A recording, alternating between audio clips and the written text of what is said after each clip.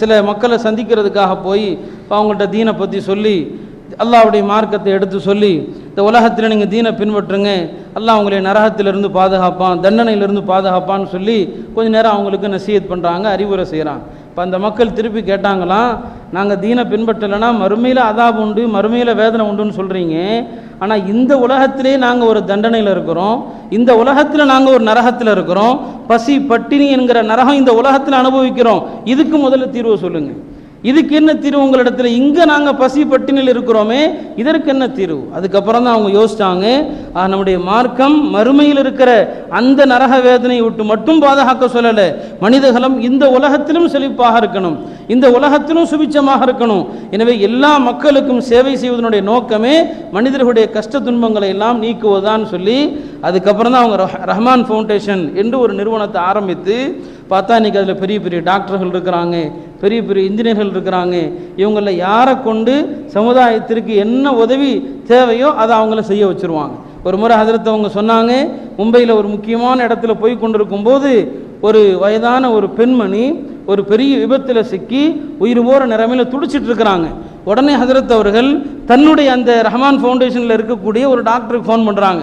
Phone பண்ணி என்ன சொல்கிறாங்க, அல்லாஹ் உங்களுக்கு ஒரு சிறந்த அமலுக்கான ஒரு வாய்ப்பை கொடுத்துருக்கிறான், ஒரு மிகப்பெரிய நன்மை கிடைப்பதற்கான ஒரு வாய்ப்பு கொடுத்துருக்கிறான், இந்த வாய்ப்பை நீங்கள் பயன்படுத்திங்க. இப்போ இந்த டாக்டர் கேட்குறாங்க, என்ன ஹதரத் என்ன செய்யணும் சொல்லுங்கள். இந்த மாதிரி ஒரு பெண் விபத்தில் கடைசி நேரத்தில் உயிருக்கு போராடிட்டு இருக்கிறாங்க, அந்த பெண்ணை எடுத்துக்கொண்டு போய் சிகிச்சை செஞ்சு உயிரை காப்பாற்றுங்க, அல்லாஹ் உங்களுக்கு மிகப்பெரிய கூலியை தருவான். அந்த பெண் முஸ்லீம் அல்ல, விபத்தில் அடிபட்ட அந்த பெண் முஸ்லீம் கிடையாது. எடுத்துட்டு போய் அந்த பெண்ணுக்கான எல்லா உதவிகளையும் செஞ்சு அந்த பெண்ணை காப்பாற்றினாங்க.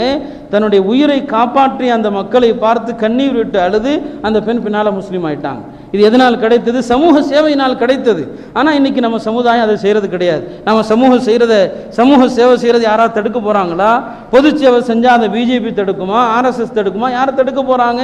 பொது சேவை செய்வதன் மூலமாக நம்மை பற்றிய நல்ல அபிப்பிராயங்கள் உருவாகும், நம்மை பற்றிய நல்ல எண்ணங்கள் உருவாகும்.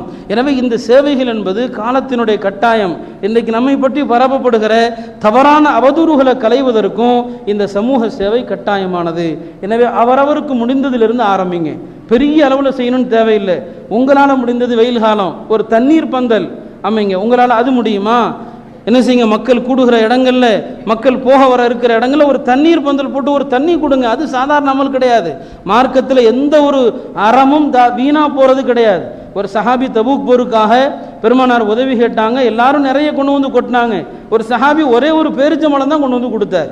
அதை பார்த்து முனாஃபிக்குங்கெல்லாம் கிண்டல் பண்ணாங்க. பார் அல்லாஹ் எவ்வளோ பெரிய ஏழையா இருக்கிறான், ஒரு பேரிச்சம்பழம் வருதுன்னு சொல்லி கிண்டல் பண்ணாங்க. அல்லாஹ் தஆலா அந்த ஒரு பேரிச்சம்பழம் தர்மம் கொடுத்தாரே அந்த சஹாபியை போற்றி குர்ஆன்ல ஒரு வசனமே இறக்கி வச்சிருக்கிறான். இந்த தர்மத்தை ஏளனம் செய்வர்களை கண்டித்து அல்லாஹ் சொல்கிறான். அப்போ ஒரு பேரிச்சம்பளம் அவரால் முடிந்தது. அதே போல் நம்மால் என்ன முடியும்? கடுமையான கோடை காலம், எத்தனையோ கிராமங்களில் பார்க்குறோம் தண்ணீர் பந்தல், மோர் பந்தல், அந்த உணர்வு நம்ம சமூகத்தில் கிடையாது. நம்ம யாராவது அப்படி செய்கிறோமா? எனவே சமூக சேவையினுடைய என்னென்ன வழிகள் இன்றைக்கு இருக்கிறதோ இதையெல்லாம் நம்ம என்னங்க செய்யணும். பெருமானார் ஸல்லல்லாஹு அலைஹி வஸல்லம் அவங்க தினசரி காலையில் சஹாபாக்கள்கிட்ட 4 கேள்விகள் கேட்பாங்க. 4 கேள்வி கேட்பாங்க. முதலாவது கேள்வி என்ன? இன்னைக்கு யார் பிறருக்கு சாப்பாடு கொடுத்ததுன்னு கேட்பாங்க. யாராவது சாப்பாடு கொடுத்தீங்களான்னு கேட்பாங்க. 2வது கேள்வி என்ன? நோயாளிகளை போய் சந்திச்சிங்களான்னு கேட்பாங்க. 3வது கேள்வி ஜனாசாவை பின்தொடர்ந்து சென்றீங்களான்னு கேட்பாங்க.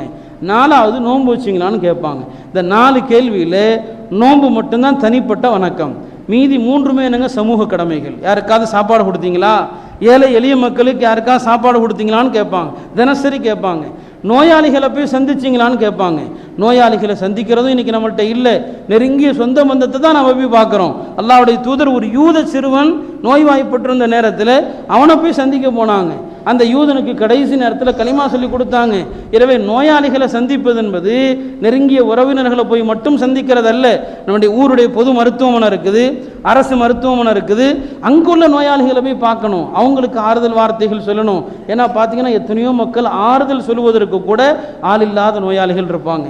அந்த மக்கள்கிட்ட போய் 4 வார்த்தை ஆறுதல் சொல்லுவது, இதை பெருமானார் ஊக்குவிப்பாங்க. நோயாளிகளை சந்திச்சிங்களா, ஜனாசாவை பின்தொடர்ந்து சென்றீர்களா? இதைத்தான் நபி அவங்க கேட்பாங்களே தவிர என்ன கேள்வி கேட்க மாட்டாங்க. யார் எத்தனை ரக்காத் தொழுதீங்க, எத்தனை ஜுது ஓதுனீங்கன்னு கேட்க மாட்டாங்க. எனவே தனிப்பட்ட இந்த இபாதத்துகளுக்கு செலுத்தப்பட வேண்டிய கவனம் இந்த சமூக சேவையின் மீதும் செலுத்தப்பட வேண்டும்.